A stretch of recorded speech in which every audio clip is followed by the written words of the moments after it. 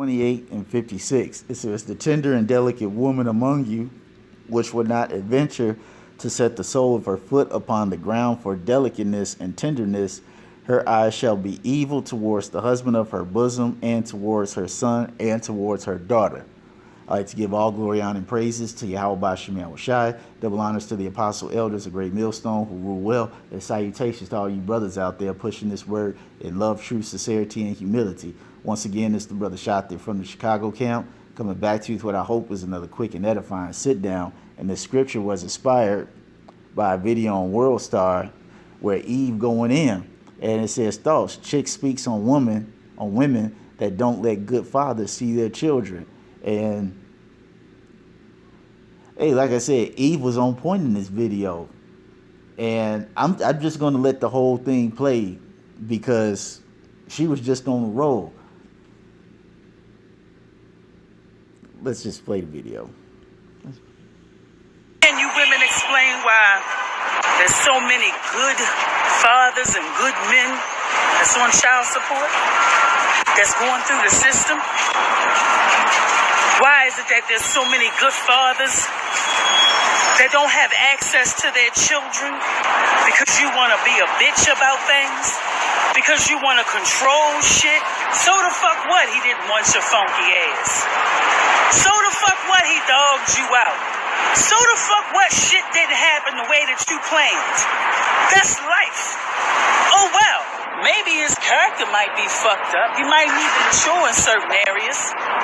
Doesn't mean that he's not a great father or a great provider for his child or his children. Fucked up thing about it is that a lot of you chicks are moved on with your life. You got a whole other nigga in your life, married and then some. You still want to keep coming for him. Like, he happy that you are moved on with your life, and you mad that he happy. You mad that he content. With or without you, bitch. You done done everything you could possibly do to try to hurt this man, and he still take those L's, and he still take those blows, and the nigga still persevere and push through. So then you bring your black ass to social media and talk about how you can't find you a good man. No, you can't find a punk bitch. There's a difference. You females, you don't want to build with a man. You want to build a man. So what you funky, miserable ass bitches do is you take your daughters and you rob them access to their fathers so that you can inbred them with that same toxicity and hatred that you have towards men. And then you want to do that same foul shit to your son. Deny him access to his father so that you can control his manhood and rear him to be that bitch nigga you never had in your life. Y'all want to talk about generational curses. Now let's get into it. Truth be told, a lot of you females are forced your way into a guy's life anyway. I mean, come on, we all know that mistakes happen. And even with the mistake happening, he necessarily didn't even want to with the child. He was okay. You know, I'm supposed to play as a man. I'm going to own up to my responsibility and be the best father I know how. But because he still didn't choose you, you want to make hell for a nigga, right? You miserable ass bitch. And then you want to come to social media with this woe is me attitude. Like, come on now. Bitch, you knew the rules of engagement. Up here, sitting here posting memes and shit as if you trying to throw shade towards nigga, you know? That shit don't move him. That shit don't move anybody. All you are is hurt, boo. You know, and take your hurt ass some motherfucking way and get healed. That's what the fuck you need to do. Stop creating memes and create a fucking life for yourself. How about that? And if it don't apply, let it fly, boo-boo. There you have it. Eve, in all her non-eloquent fashion, tells it just like it is, raw and uncut. And there's nothing in this video that she said that was not true.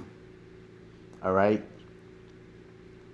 Many of you Israelite women out there, you want to see a man completely destroyed. Completely destroyed. As she said, some of you have moved on. Probably doing better with this guy than you was with the previous one. But because it didn't work out or he didn't want you, you want to see him destroyed. Calling the police on him. All right, putting him through child support, custody battles. Hey man, that's why the scripture says, and we're going to get that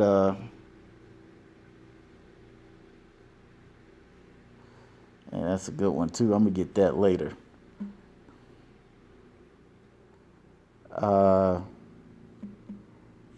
Dragon and lions in Ecclesiasticus, I believe. Ecclesiasticus 25:16. It says, I'd rather dwell with a lion and a dragon than to keep house with a wicked woman. And that's a very powerful metaphor, because those are two of some of the strongest creatures on the earth. Two creatures in which, if a man was to encounter either one of them, he would surely meet his death. And Solomon saying, I'd rather encounter these two creatures and be with them than be in a house with a wicked woman.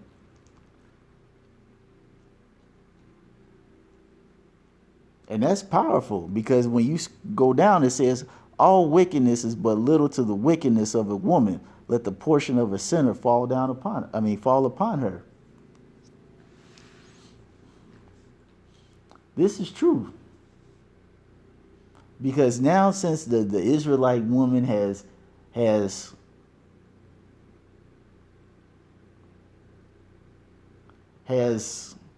fully embraced the ideology of feminism and bad Uncle Esau, this is giving them the reign, the power, the liberty to do whatever the hell that they want to.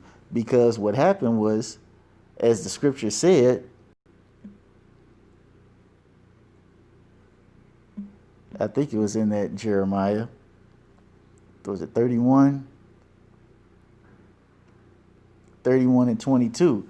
It says, how long wilt thou go, O backsliding daughter?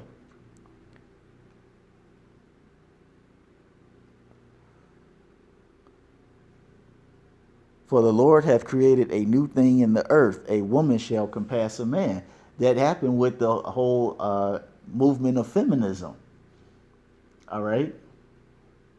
Because when you go to the book of Corinthians, the order of how life should be is Yahweh, Yahweh Shai, the man, the woman, then the child. All right? But in this day and age, it's the woman, it's the child, bad Uncle Esau, and then maybe the Lord might fit in that equation somewhere. Who knows? And then the man.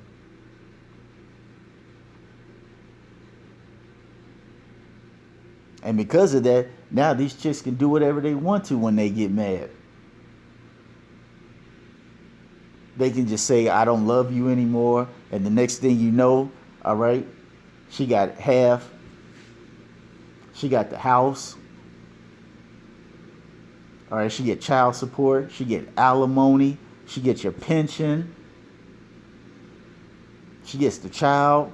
And then after getting all that, she even decides how long and how many times you can see the child. And if she's not satisfied with it, you making her even more angry, according to how she feels. She can go in and tell the judge anytime, I want more money. This ain't enough. You can holler rape on a guy and ain't nothing happen. Send him to jail. Because many men are in jail because of a woman.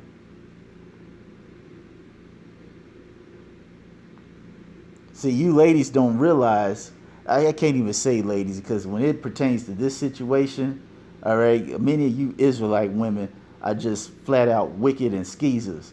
And as Eve so eloquently put it, if it don't apply, let it slide. But for many of our women, this does apply. See, what you all fail to realize is that, as I said before, the playing field's about to become even. All right? You women have reached the pinnacle of your wickedness at a time where at any moment all hell can break loose. Because I know you all don't pay attention to this geopolitical scene. Many of you women don't realize that you have people who are prepping right now, getting more food, getting more guns, more ammunition, more swords, more crossbows. All these things have skyrocketed in the past 2 months because folks are preparing for shit to hit the fan. And see, as the scripture says, while you women have been settled on your lees, the big payback has slowly been coming around. And eventually, it's going to get to that point where all these men you did wrong,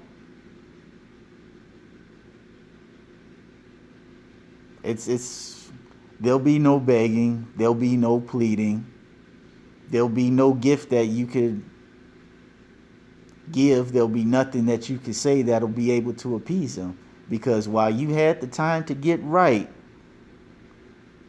you chose to continue to do wickedness. That's why when you go to Galatians 6 and 7,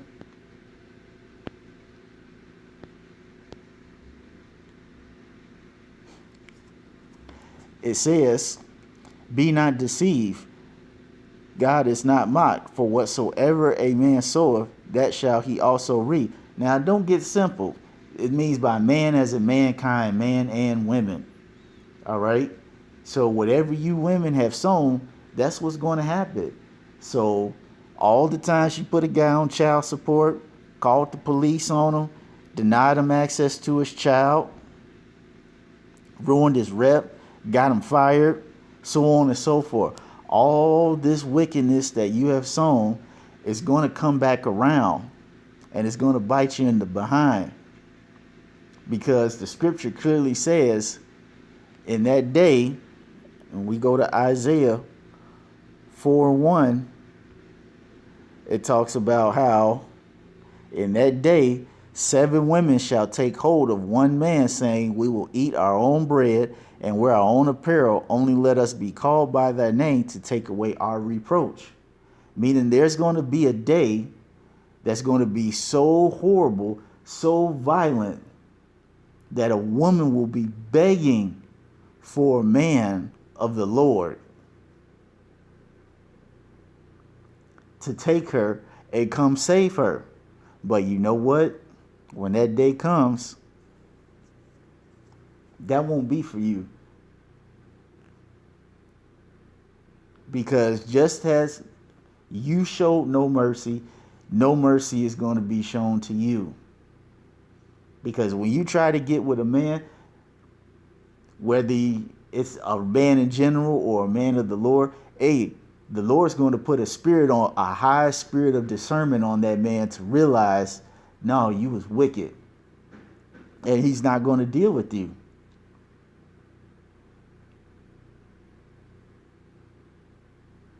And you're going to be wondering, why is all this calamity befalling me? It's because you chose not to be right. So that's all I wanted to say on this. I hope you all were edified. And until the next time, we're going to say shalom.